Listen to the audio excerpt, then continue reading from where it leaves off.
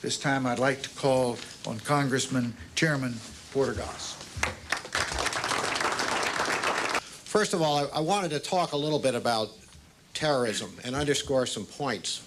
The major point about terrorism for us in the intelligence business is that it is so global in nature. It is everywhere. When you have the sore spots briefing of what we should be watching in the world, it's hard to know where to look because we should be looking everywhere. And if you think of the litany of terrorist incidents where we've had tragedy, loss of life, and suffering for Americans abroad, you'll find it is around the globe. And if you find where our troops are and our people are today fighting against the network of international terrorism, it is truly around the globe. So we have got to get used to that, and we have to understand it isn't just state-backed terrorism. It could be an individual, it could be a group, it could be rational, it could be irrational, it could be just about anything. And one of our problems is, frankly, we haven't got a legal definition of terrorism that everybody agrees to on a global basis. I've just returned from talking to a lot of our colleagues and allies in Western Europe, Central Europe, and that part of the world, and they are not sure how far we are going to go in dealing with terrorism because their definition of terrorism doesn't exactly fit our definition of terrorism. So we've got business like that to take care of. It will get done, I promise you. A second thing about terrorism that you need to know, and I think everybody in this room knows it better than most of America, but it is our job to get the message out, it is that it is horribly brutal. It picks on the weakest of victims and maims them in the worst possible ways in order to score the most fear and the most anxiety. That is a weapon of terrorism. And that is something that needs to be overcome by confidence and accurate information being put forth by leaders in this country. And that is something we all have a responsibility in. And the third thing, of course, about terrorism, we all know it is very exploitive. Once they do one thing, they set off a bomb in one place. Just the rumor or threat of a bomb in another place is enough to change our behavior, affect our economy, cause people to lose their jobs, affect our quality of life. This is a worthy enemy, and we are engaged and we are well led. We're well led in states like Florida, in local communities like Orlando, and at our nation's capital by President Bush and his team. And I'm very proud to be part of that, and I'm very proud and very thankful that Bob Graham is the chairman of the Intelligence Committee in the Senate, because we have a very close working relationship, as everybody knows. And this is a time, if ever there was a time, where there's only one flag flying in the question of national security. And it is a pleasure and a privilege to work with Bob. And I seriously mean that. I don't believe ever in the history before of Congress there has been a bicameral, bipartisan review of an incident of the type of incident we saw at 9/11, and it is because of Bob Graham's leadership. This audience is a law enforcement audience. I am a law-abiding American citizen, and I do not know everything I need to know about law enforcement. I guarantee you that. But I also do know a little bit about intelligence, and the essence of our intelligence message is plans and intentions. And plans and intentions are the hardest part. And we have a wonderful intelligence community, and I'm going to introduce you a superstar panel of people who every day, all day, have people employed at getting the information we need to do this job to fight terrorism. But as well as we are deployed right now, and despite the amazing technologies we have gaps and we have needs, and we have to attend to them. We are not doing as well on plans and intentions as I would like to be able to report to you, and I guess the obvious statement is if we were doing better at it, we might, who knows, have been able to prevent 9/11. So we've got work to do there. The third thing I think has been said so well today, the national security mission these days is protection, and I define it very simply. I think our mission is to protect America and Americans at home and abroad. And given the global nature of the world today, think about this. We have not only troops deployed and diplomats deployed and tourists out there and businessmen out there, we've got them in places that many of us can't pronounce, in far corners of the world. And we have pretty much promised them as Americans, we will give them some degree of protection. That's a very tall order for us. And it is something that we are going to have to look at very, very closely what are the reasonable standards, and then what are the reasonable standards of warning that we can give to Americans who choose to go abroad and to certain places which we feel are more dangerous than others. So that whole question of defining the mission and understanding that it is protection through prevention, through the sharing of good information, that's going to get this job done. I also wanted to report a little bit about the close working relationships with which I am very proud, serving with Alcee Hastings and people like Alcee and on our committee, which is a wonderful committee, the House Intelligence Committee, and Jacob, who is our chief investigator for that committee and the chairman of the subcommittee staff on fighting terrorism, is pulling together legislation and doing work now with Tom Ridge. So we have an integration of legislative and executive going very well. Think of poor Tom Ridge. He has got to take 13 intelligence agencies, make them talk to each other, probably for the first time in history, then all the law enforcement agencies, get them to talk to each other at the federal level, probably for the first time in history. Then when he gets that impossible job done and everybody's integrated and cooperated and coordinating at the federal level, then we have to turn that over and do it vertically from federal down to local and make it two-way street. What a huge job he has got. No one man can do that job alone. He's going to have the help of all of us in all the branches of government to make that happen.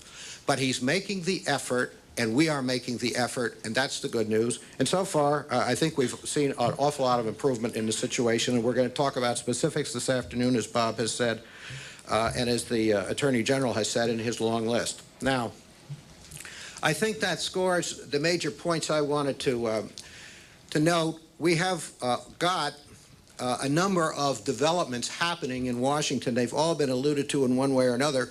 But just to tell you how timely this is, as I left Washington on Thursday, we had a meeting of our Intelligence Committee in the House that has now filed a bill which basically goes to information sharing between federal and local governments. So that legislation has been filed. It will be coming forward.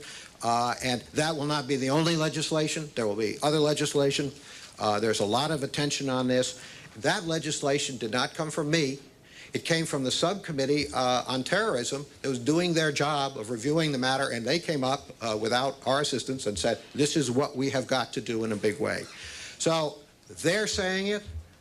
Bob's committee is saying it on the Senate side. We're hearing it at the White House. Commissioner Moore came forward with Sheriff Hunter from Collier County to my office as a congressman from Southwest Florida and came in and told me I needed to hear the message from them. I got the message from them. This message is out there. It's just a question now of how we deal with it and what we do with it. I think the hardest part, as Bob has said, is understanding the standards of data we're going to use, getting the clearances done, how the flow is going to work, because we can't kid ourselves. There is a debate coming. The balance of security and privacy is a very legitimate debate for us to have under our wonderful Constitution, the wonderful way, open way we do business in this great democratic society. And we have to work that out among ourselves as Americans, and we will. I have no doubt about that. But it will be controversial, I'm sure. Can you imagine when we talk about two-way flow between local and federal government of vital information of law enforcement, we understand that as public service. There may be some libertarians who understand that as getting into their business unnecessarily. So that is a debate we have to be prepared to be articulate and available to discuss, because it's coming. I think these are the kinds of things that we are challenged with. And the good news today is that I am about to introduce to you some extraordinary people who have come from great distances and bring great skills to us to make this work here. The first is a gentleman I had not known before. I went to Europe to track him down, and he was doing his job. He was in Indonesia, I think, at the time, but he sent his deputy to talk to me. And I am very proud to say that the first American, I believe, ever Secretary General of Interpol has come all this way. I was going to give him the award for the gentleman who came the farthest distance, but I don't think that's true, because Ron Rucker came from Oregon, and isn't that further away than... I have a daughter who lives in Oregon. I just had to say that. I'm sorry. Ron Noble is a very experienced person. I want to read just one part of the many sheets I've got on him. This one struck me as saying about it all.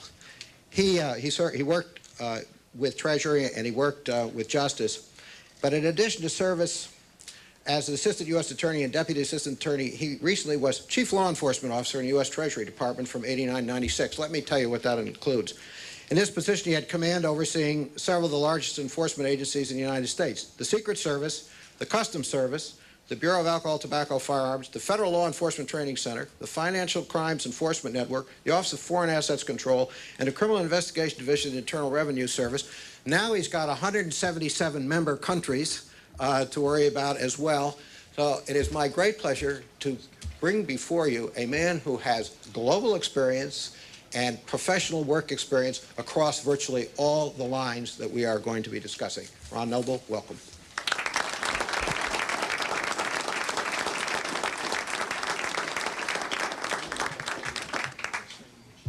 Probably wondering why Interpol. You must be asking yourselves, why has Interpol been asked to participate in an important dialogue about improving domestic partnerships to fight terrorism? After all, Interpol is a 179-member country international police organization with its headquarters outside of the U.S., in France. The reason can be explained by the simple fact that Homeland Security for the U.S. does not begin at its borders.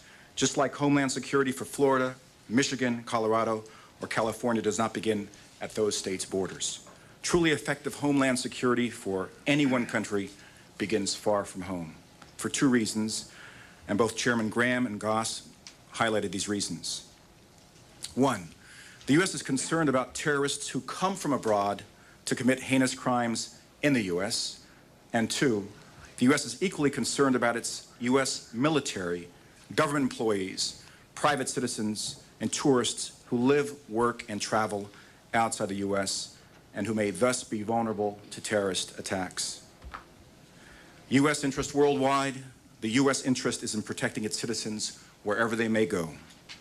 Let me turn to U.S. interest worldwide and the three things I've been asked to discuss this morning. First, to share with you Interpol's view of how real and present the terrorist threat to U.S. citizens is worldwide. Two, to give you an example of how one country, Singapore's law enforcement community and intelligence community have worked together to disrupt a terrorist attempt against the U.S. Embassy, U.S. military, and U.S. citizens in that country. And three, to propose steps that the U.S. can take to close an important gap in the collection of criminal police intelligence internationally that can be shared with federal and local authorities domestically to fight terrorism. And to do all that in 5 minutes. Promise. Clear and present danger of terrorist activity. Since September 11th, foreign law enforcement and intelligence agencies have uncovered terrorist cells connected to Al-Qaeda and/or have uncovered terrorist plots against U.S. embassies, military, and citizens in France, Spain, Italy, the UK, Belgium, Holland, Malaysia, Singapore, Indonesia, and Yemen. In addition, parts of the world such as Southeast Asia, Central Asia, and Africa remain ripe for terrorist cells to grow and thrive. In short, the threat is clear and present, and we must remain vigilant and steadfast in our determination to fight terrorism against the U.S. by helping our foreign law enforcement and intelligence communities to fight terrorists in their home countries. Second, how current and real is the danger or threat to Americans from terrorism? I've heard many times people say, well, we've beaten Al-Qaeda. No rational terrorist, after seeing what happened to the Taliban, would dare plot a terrorist event or attack against the U.S. now. Wrong. The day before yesterday, I completed a 5-country mission to Southeast Asia. In each of those countries, I was told how that country had changed since September 11th to fight terrorism. One country's experience, Singapore, was noteworthy, and I wanted to share it with you today to show you how present and how real and how current the danger remains to U.S. citizens worldwide. Singapore uncovered a sophisticated terrorist plot by the Jemaah-e-Islamiyah to strike against U.S. military at a bus stop in Singapore.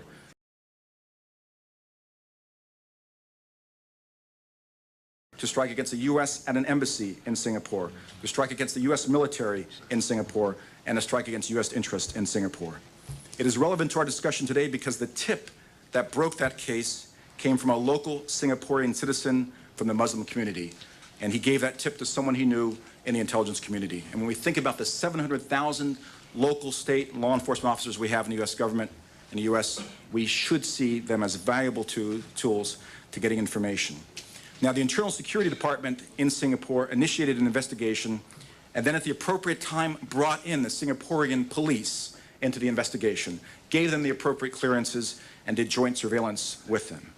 After long and extensive surveillance, raids and arrests occurred between December 9th and 24th of last year, just 3 months after September 11th. What was found is just absolutely chilling. Since 1997, this group has been casing likely U.S. targets. They even videotaped the targets with commentary highlighting how worthy a target a particular bus stop would be. Bomb-making instructions were found. Several tons of ammonium nitrate were ordered. Recommendations for potential terrorists to train at Al-Qaeda were found. That is, you would actually have a sponsor recommend you and explain why it would be important for Al-Qaeda to train you. Detailed geographical and waterway maps were found detailing where they could trap U.S. vessels in order to make the damage great. Now, why is this important for this morning's discussion? Because for purposes of this morning's discussion, the Singaporean intelligence community did something that was extraordinary for them. They decided to go public with much of the information. They decided to show the videotapes that they had uncovered to the Singaporean people. Why? Because people in Singapore believed that the terrorist threat against the U.S. could not occur in Singapore, rated 3 years ago as the world's safest country.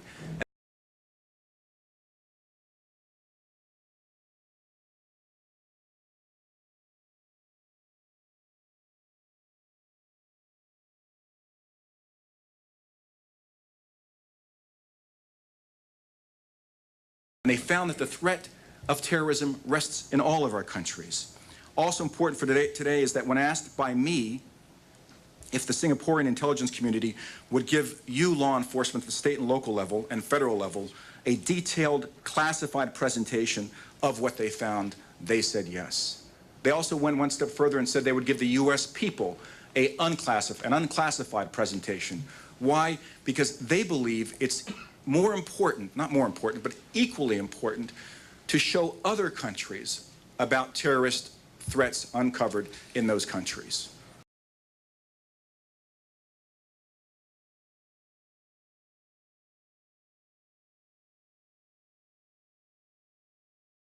Why? Because you can show the threat without highlighting or increasing the panic in that country. The Singaporeans, when they saw the videotape of their bus stop where Singaporeans and U.S. military went, with someone saying that this would be a great place for a bomb, obviously were nervous and became paranoid and worried about how risky it was to be Singaporean these days.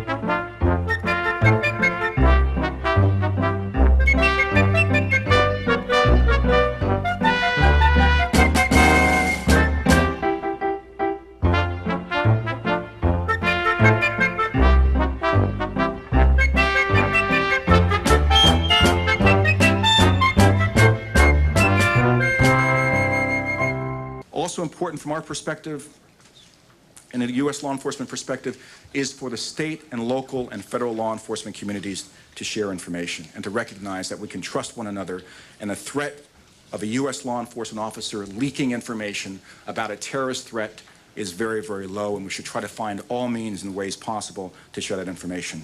Finally, I'd like to talk about steps that can be taken to close an important gap in the collection of criminal police intelligence internationally in order to help law enforcement locally and domestically. Right now, Interpol has, for example, 179 member countries. 80 of those countries do not have the technological capability of communicating with the other countries.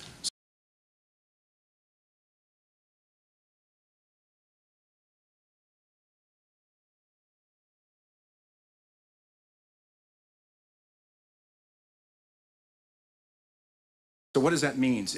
What does that mean? It means that if you have a terrorist or a fugitive leaving one of those countries, it will take them too long to get that information to the U.S. What does that mean? It means someone entering our borders who has his or her name checked against a U.S. database is not going to be discovered as being wanted in another country. We, the richest country in the world, we have to do more to make sure that all countries in the world can communicate with the U.S. in order to tell the U.S. about dangerous people.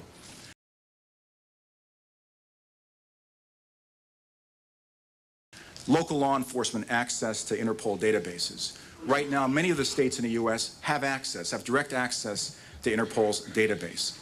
We believe all local law enforcement in the U.S. should have access to Interpol database, because the first level of intelligence for any law enforcement officer is to know whether the person being investigated is known to any law enforcement agency anywhere in the world. Once you know that, you can decide how to establish bilateral relations in order to get the information more effectively.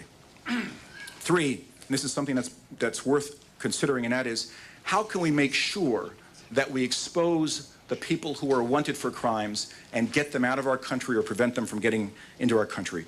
One way is on our immigration forms. We can ask people, are you wanted by any country for crimes?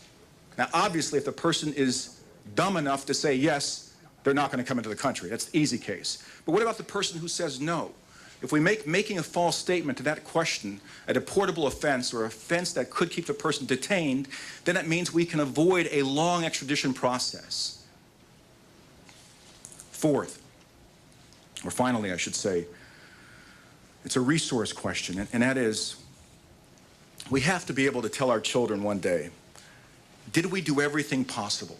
Have we done everything possible to make the U.S. as safe as it can be?